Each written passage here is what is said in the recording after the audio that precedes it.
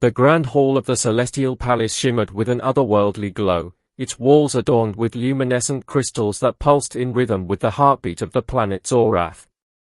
Princess Lyria stood at the center of the room, her iridescent gown flowing like liquid starlight, her silver hair cascading down her back in delicate waves. She was the embodiment of grace and poise, a symbol of her people's unity and strength. But tonight, her composure was being tested in ways she had never imagined. The humans had arrived. For centuries, the Zorathians had avoided contact with the humans, viewing them as a chaotic and unpredictable species. But recent events had forced the two civilizations to the negotiating table. The humans needed Zorath's rare resources to save their dying colonies, and the Zorathians needed the humans' advanced technology to protect their planet from an impending cosmic threat.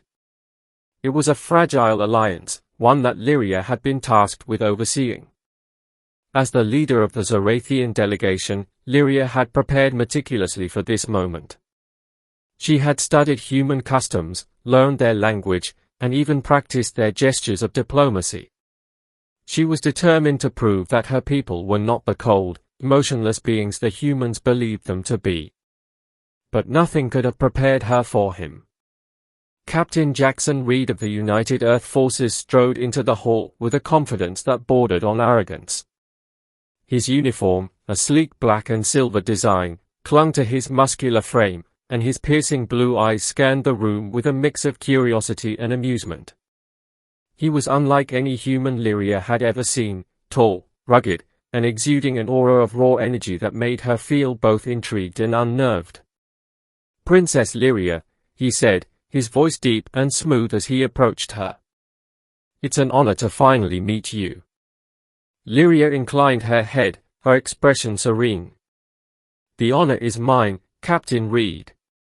Welcome to Zorath." He extended his hand, a human gesture of greeting. Lyria hesitated for a moment before placing her slender hand in his. The moment their skin touched, a jolt of electricity shot through her, and she quickly withdrew her hand, her cheeks flushing a faint shade of violet. She hoped he hadn't noticed. But of course, he had. A smirk played on his lips as he said, "I didn't realize Zorathians were so sensitive." Lyria straightened, her pride stung. "We are not sensitive, Captain. We are simply unaccustomed to human contact." Jaxon chuckled, the sound low and warm. "Well, I guess we'll have to change that, won't we?" Lyria's eyes narrowed slightly. She had expected the humans to be brash, but this man was something else entirely. She decided to steer the conversation back to safer ground. "Shall we proceed with the negotiations?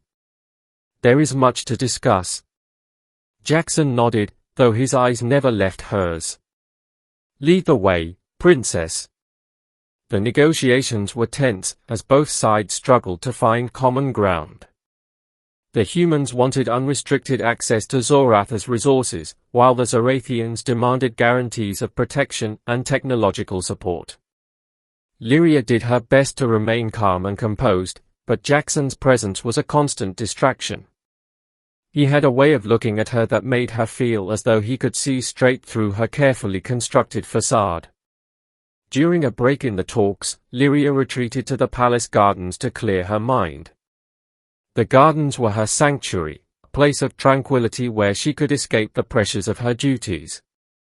But tonight, even the gardens offered no respite. "Beautiful, isn't it?" a voice said from behind her. Lyria turned to see Jaxon standing there, his hands in his pockets, his gaze fixed on the shimmering flowers that glowed softly in the moonlight. She sighed inwardly. "Yes, it is. The gardens are one of my favorite places." Jaxon stepped closer, his eyes meeting hers. "You know, Princess, for someone who's supposed to be negotiating with me, you seem awfully eager to avoid me." Lyria's heart skipped a beat, but she kept her expression neutral. "I assure you, Captain, I am not avoiding you. I simply needed a moment of solitude." He raised an eyebrow. Solitude, huh? Sounds lonely.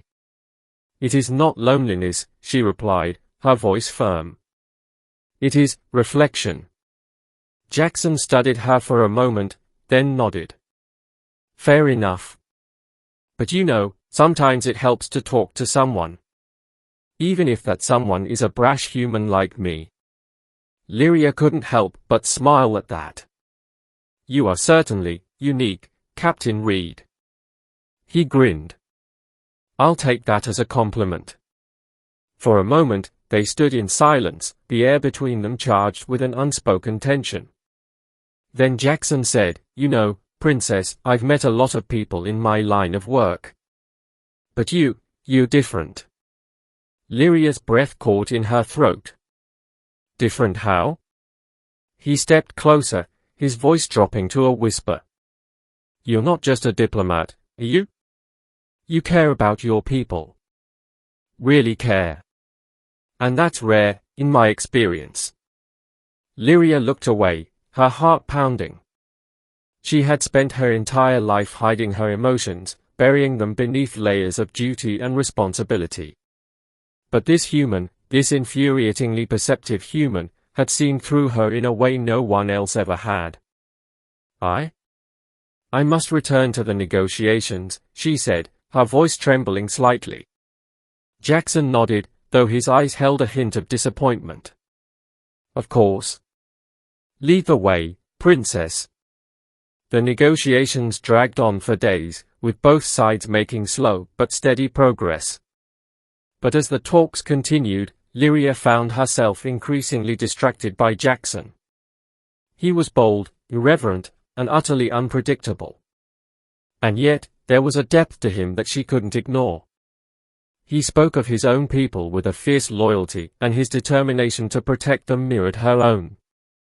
One evening, as the talks reached a critical juncture, Lyria found herself alone with Jaxon once again. They were in the palace observatory, the stars stretching out before them in an endless sea of light. For a long time, neither of them spoke. Finally, Jaxon broke the silence. You know, Princess, I've been thinking. Lyria turned to him, her curiosity piqued. About what? About us, he said, his gaze steady. About what happens after all this is over. Lyria's heart raced. What do you mean? He stepped closer, his voice soft. I mean, I don't want this to be the end. I want to know you, Lyria.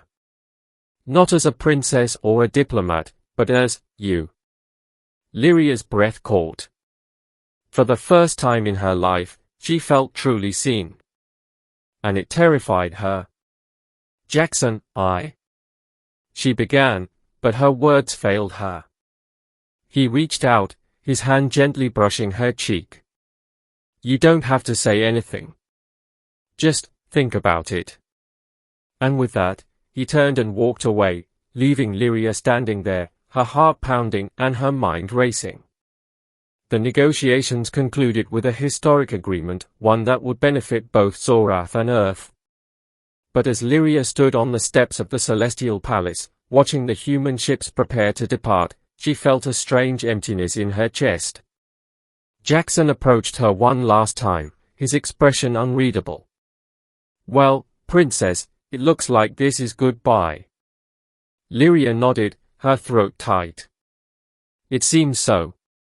He hesitated, then said, you know, if you ever change your mind, you know where to find me.